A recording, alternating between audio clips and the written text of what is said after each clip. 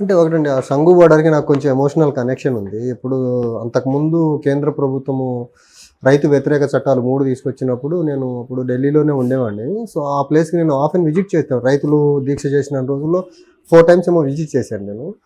కొన్ని ఆల్మోస్ట్ 15-20 కిలోమీటర్ల దూరం వరకు కూడా రైతులు అక్కడే కూర్చొని కొన్ని నెలల తరబడి దీక్ష చేశారు. అవును. సో, ఆ 'సంగు బోర్డర్‌కను' ఆ రైతులకి కొంచెం ఎమోషనల్ కనెక్షన్ ఉందనమాట. ఎందుకంటే అంతకుముందు 3 రైతు చట్టాలు కేంద్ర ప్రభుత్వం వెనక్కి తీసుకెళ్లేలా చేసే దాంట్లో ప్రధాన పాత్ర పోషించిన ప్లేస్ ఆ 'సంగు బోర్డర్'. హ్మ్. మళ్ళీ సేమ్ డే ఇప్పుడు మళ్ళీ ఇప్పుడు ఈ చట్టాల కోసమే రైతులు అక్కడికి రైతు వ్యతిరేక చట్టాలకు నిరసనగానే వాళ్ళు అక్కడ నిరసన తెలిపేదానికి వచ్చారు. నిజంగా రైతుల మీద కాల్పులు జరపడం అనేది చాలా ఒక హేయమైన చర్య అండి. దాన్ని తీవ్రంగా ఖండించాల్సింది అందరము. రైతుల పట్ల చాలా సెన్సిటివ్గా ఉండాల్సిన ప్రభుత్వము, పోలీసులు ఇలా చేయడం అనేది చాలా బాధాకరము. సో, ఖచ్చితంగా దీన్ని తీవ్రంగా ఖండిస్తున్నామండి మేము. ఇంకోటి, ఉత్తర భారతదేశంలో రైతుల నుంచి మనం ఒకటి ఆంధ్రప్రదేశ్లో ఒక స్ఫూర్తిని కూడా పొందాలి. అప్పుడు తీసుకొచ్చిన 3 రైతు చట్టాలు వెనక్కి తీసుకెళ్లేదాకా రైతులు అక్కడి నుంచి కదల 'సంగు బోర్డర్' నుంచి అవును. దగ్గరగా 5-6 నెలలు కూర్చున్నారు. సో, ఆంధ్రప్రదేశ్ ప్రజలు కూడా మనకు రావాల్సిన స్పెషల్ కేటగిరీ స్టేటస్ సాధించే విషయంలో ఆ రైతుల నుంచి ఇన్స్పిరేషన్ తీసుకొని స్పెషల్ కేటగిరీ స్టేటస్ ఆంధ్రప్రదేశ్కి ఎందుకు ఇవ్వరు అని ఈ మూర్ఖంగా సెంటర్లోనూ ఉన్న ఈ బీజేపీ ప్రభుత్వానికి ఆ 'సంగు బోర్డర్‌లో పంజాబ్, హర్యానా అండ్ వెస్టర్న్ ఉత్తరప్రదేశ్ రైతులు చేసిన ఆ స్థాయి దీక్ష చేస్తే తప్పితే ఈ బీజేపీకి మన బాధ అర్థం కాదు, మన ఆవేదన అర్థం కాదు, ఆంధ్రప్రదేశ్ అభివృద్ధి ఆళ్లకు పట్టదు. సో, ఆ రైతుల నుంచి నిజంగా చాలా ఇన్స్పిరేషన్ తీసుకొని ఆంధ్రప్రదేశ్లో ప్రజలు కూడా ముందుకు వచ్చి కేంద్ర ప్రభుత్వం మీద ఆ రకమైన ఒత్తిడి తీసుకొస్తారు. అక్కడ 'సంగు బోర్డర్‌లో వాళ్ళు కూర్చున్నట్టే ఆంధ్రప్రదేశ్లో కూడా ప్రజలు వచ్చి హైవేల మీద కూర్చోవాలి, బ్లాక్ చేసేయాలి ఎక్కడికక్కడికి. ఆ హైవేస్ బ్లాక్ చేస్తే కానీ సెంట్రల్ గవర్నమెంట్కి హీట్ తెలియదు అసలు. నిజంగా రైతుల నుంచి ఇన్స్పిరేషన్ తీసుకోవాలా. అయితే ఆ రైతుల మీద జరిగిన ఏదైతే ఆ కాల్పుల చర్య ఉందో దాన్ని మాత్రం తీవ్రంగా ఖండించాల్సింది. రైతుల్ని ట్రీట్ చేయాల్సిన విధానం కాల్పులతో కాదండి. వాళ్ళని చర్చలకు పిలిచి వాళ్ళ బాధలు ఏంటో, వాళ్ళకు వస్తున్న దాన్ని ఏమంటారు ఇబ్బందులు ఏంటో పరిష్కరించాల్సింది పోయి పోలీసులతో సమాధానం చెప్పిస్తారంటే లాఠీ చార్జ్ అంటారు, తర్వాత కాల్పులు జరపడం ఏంటిది ఇది? చూశారు కదా, అంతకుముందు చంద్రబాబు నాయుడు గారు 2004 ముందు ముఖ్యమంత్రిగా ఉండి ఇక్కడ బషీర్బాగ్లో రైతుల మీద కాల్పులు జరిపితే ఏం జరిగిందో చూశారు కదా. కుప్ప కూలిపోయింది గవర్నమెంట్. వాళ్ళు 10 సంవత్సరాలు పట్టింది ఆయనకి అధికారంలోకి వచ్చేదానికి. ఈ బీజేపీ కూడా రైతుకి చాలా వ్యతిరేకమైన ప్రభుత్వం అండి. ఖచ్చితంగా వాళ్ళు రైతుల పాలిట ఏదైతే వాళ్ళు చేస్తున్న తప్ప దానికి వాళ్ళు ఖచ్చితంగా మూల్యం చెల్లించుకుంటారు రాబోయే ఎన్నికల్లో. సరే, ఇప్పుడు సంపూర్ణ మద్యపాన నిషేధం చేసి 2024 ఎన్నికలకు వెళ్తాను అని చెప్పేసి జగన్ అంటున్నారు.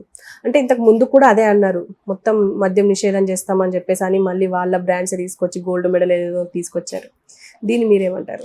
ఒకటండి, ఇప్పుడు ఆయన అపోజిషన్లో ఉన్నప్పుడు 2019 ముందు ఎక్కడైనా సంపూర్ణ మద్యపాన నిషేధం చేస్తానని చెప్పాడు. అండ్ 2024 ఎన్నికలు వెళ్ళే నాటికి నేను సంపూర్ణ మద్యపానం చేసేసి ఒక్క వైన్ షాప్ కూడా లేకుండా ఉన్న చిన్న కొద్దిపాటి లిక్కర్ అవైలబిలిటీ కూడా ఒక 5 స్టార్ హోటల్స్కి నేను పరిమితం చేస్తాననే మాట చెప్పాడు అనమాట ఆయన చెప్పింది అది. కానీ వచ్చిన తర్వాత ఏంటి, అప్పుడు ప్రభుత్వంలోకి వచ్చిన తర్వాత ఆయన వచ్చిన నాటికి ఎక్సైజ్ రెవెన్యూ ఏదైతే రాష్ట్రానికి వస్తుందో లిక్కర్ ద్వారా అది 6,200 చిల్లర కోట్లు ఉండేదండి. ఈ టిల్ డేట్ చూసుకుంటే అది దగ్గరగా 14,900 చిల్లర కోట్లు ఉంది. అంటే ఆల్మోస్ట్ క్లోజ్ టు 15,000 crores. 6,000 కోట్ల నుంచి 15,000 కోట్లు అంటే ఒక 10,000 కోట్ల రూపాయలు, ఆల్మోస్ట్ 9,000 కోట్ల రూపాయలు ఎక్కువ ఆదాయము లిక్కర్ ద్వారానే తేగలిగాడు. అంటే సంపూర్ణ మద్యపాన నిషేధం అని చెప్పి వచ్చిన ఆయన ఆంధ్రప్రదేశ్ రాష్ట్రాన్ని ఒక నాసి రకమైన మద్యం తీసుకొచ్చి ఆంధ్రప్రదేశ్ రాష్ట్రాన్ని మద్యం మత్తులో ముంచేశాడండి. మద్యమే కాకుండా విచ్చలవిడి గంజాయి సాగు, గంజాయి అమ్మకాలు ఆంధ్రప్రదేశ్ రాష్ట్రం మొత్తం. అండ్ ఇవన్నీ కాకుండా ఆ వైన్ షాపులు లైసెన్సులు కానీ లేకపోతే బెల్ట్ షాపులు కానీ పల్లెటూర్లలో నడిచే బెల్ట్ షాపులు కానివ్వండి, అవన్నీ వైసీపీ నాయకులు వాళ్ళ అనుబంధాలు, వాళ్ళ కుటుంబ సభ్యులు లేకపోతే వాళ్ళ కార్యకర్తల చేతుల్లో ఉండిపోయినాయి. ఈ ప్రభుత్వం 2019లో అధికారంలోకి వచ్చే ముందు మద్యపాన నిషేధం చేస్తామని చెప్పి వచ్చిన ప్రభుత్వము కంప్లీట్ మద్యం ఆదాయంతోనే నడుస్తుందండి గవర్నమెంట్. ఆయన ముఖ్యమంత్రి గారే చెప్పారు, ఈ మాట స్టేట్మెంట్ అసెంబ్లీలోనే చెప్పారు ఆయన.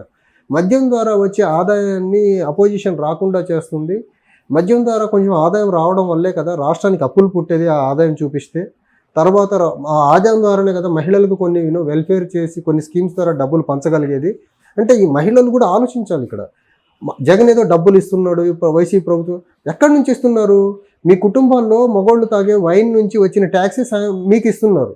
మళ్ళీ మీకు ఇచ్చిన డబ్బులు మీ ఇంట్లో మగవాళ్ళ దగ్గర నుంచి మద్యం యొక్క ట్యాక్స్ రూపంలో మళ్ళీ తీసుకుంటున్నారు. ఇది ఒక చైన్ రియాక్షన్ అయిపోయింది వైసీపీ గవర్నమెంట్కి. పేదోళ్ళకి డబ్బులు ఇవ్వడము, ఆ డబ్బునే మళ్ళీ విద్యుత్ ఛార్జీల రూపంలోనూ, చెత్త పన్ను రూపంలోనూ, లేకపోతే ఇప్పుడు మద్యం రూపంలోనూ ఈ రకంగా పొద్దున్నే ఇచ్చి సాయంత్రానికి మళ్ళీ రిటర్న్ తీసుకుంటుంది గవర్నమెంట్. సో ఈ రకంగా వైసీపీ గవర్నమెంట్ అనేది ప్రధానంగా అభివృద్ధి లేకుండా మద్యం ఆదాయంతో నడుస్తున్న గవర్నమెంట్, అప్పులతో నడుస్తున్న గవర్నమెంట్. నేను ఈరోజు పేపర్లో చూసా, ఈ సంవత్సరంలో వాళ్ళు దగ్గరగా చేసిన అప్పు 9,000 కోట్లు. అసలు సంపద సృష్టి అనేది మరిచిపోయి అప్పులు మద్యం వ్యాపారం చేస్తే కాలం వెళ్ళబుస్తున్న ప్రభుత్వం ఇది. సో ప్రజలు కొంచెం అప్రమత్తంగా ఆలోచించి ఈ ప్రభుత్వాన్ని చాలా తొందరగా ఇంటికి పంపించాలండి.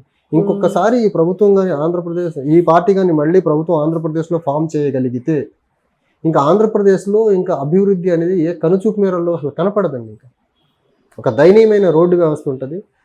ఒక మద్యం పాలసీ అయితే ఇంకొక లెవెల్కి వెళ్ళిపోతుంది. అది క్యాపిటల్ అనేది ఆయన హైదరాబాద్ అంటున్నారు, ఇంకొకసారి ఆయన గెలిస్తే లేదా అమెరికా వాషింగ్టన్ DC మాకు రాజధాని కావాలని అంటాడు ఆ వైవి సుబ్బారెడ్డి అనే వ్యక్తి.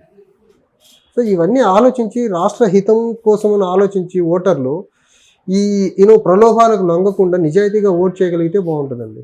ఇప్పుడు వైవి సుబ్బారెడ్డి గురించి మాట్లాడుకుంటే టీడీపీని ప్రతి సభ నుంచి, అంటే రాజ్యసభ నుంచి మెల్లిమెల్లిగా తొలగిస్తాం, ఇంకా దాని నామరూపం లేకుండా చేస్తామని చెప్పేసి ఒక కామెంట్ చేశారు. ఏదో కర్మగాలి ఒక్క ఛాన్స్ అని జనాలు నమ్మి కొన్ని ఓట్లు ఇవ్వడం వల్ల ఆ ఎమ్మెల్యేలు రాజ్యసభ ఎంపీలు ఎన్నుకుంటారు. కర్మగాలి ఒక్క ఛాన్స్ 10 సంవత్సరాలుగా రోడ్ల మీద తిరుగుతున్నాడు. తండ్రి చనిపోయిన తర్వాత అప్పటి ఉన్న గవర్నమెంట్ ఇబ్బంది పెట్టింది అనే రకరకాల సాకులు చూపి ఒక సింపతితో వచ్చిన గవర్నమెంట్ అది. ఆ సింపతితో 151 సీట్లు రావడం వల్ల మేబీ వాళ్ళ రాజ్యసభకి ఎంపీలకు కావాల్సిన నంబర్ వాళ్ళ దగ్గర ఉండటం వల్ల జరిగి ఉండొచ్చు. అంత మాత్రాన మళ్ళీ అదే మ్యాండేట్ వచ్చి అన్ని సభల్లో లేకుండా చేస్తామంటే అది రాజ్యాంగపరంగా అది అంత కరెక్ట్ అయిన స్టేట్మెంట్ అయితే కాదు. రాజ్యాంగంలో డిసైడ్ చేయాల్సింది ఏ సభలో ఎవరు ఉండాలి ఎవరు ఉండకూడదని డిసైడ్ చేయాల్సింది ప్రజలు డిసైడ్ చేస్తారు 2024లో. ఆయన ఒక్క ఓటుతో ఆంధ్రప్రదేశ్ రాజకీయాలు మొత్తం మారిపోవు కదండి. అది ఆయన పెత్తందారితనానికి, ఆయన అహంకారానికి నిదర్శనం తప్ప ప్రజాస్వామ్యంలో ప్రజలు అల్టిమేట్గా ఏ సభలో ఎవరు ఎంతమంది ఉండాలని డిసైడ్ చేయాల్సింది వైవి సుబ్బారెడ్డి గారు కాదు కదా. మొన్న అంటున్నాడు ఆయన ఎంత ఇర్రెస్పాన్సిబుల్ స్టేట్మెంట్ అంటే, వాళ్ళ పార్టీ 2019కి ముందు అమరావతి రాజధాని, 19 నుంచి 24 మొన్నటి వరకు 3 రాజధానులు అని చెప్పి, ఇప్పుడు అమరావతి నుంచి యూటర్న్ తీసుకొని 3 రాజధానులు అన్నారు, 3 రాజధానుల నుంచి యూటర్న్ తీసుకొని ఇప్పుడు హైదరాబాద్ రాజధాని అంటున్నారు వాళ్ళు. సో అంత ఇర్రెస్పాన్సిబుల్ లీడర్ ఆయనే మాటలు ఎలా సీరియస్గా తీసుకుంటామండి మనం అసలు.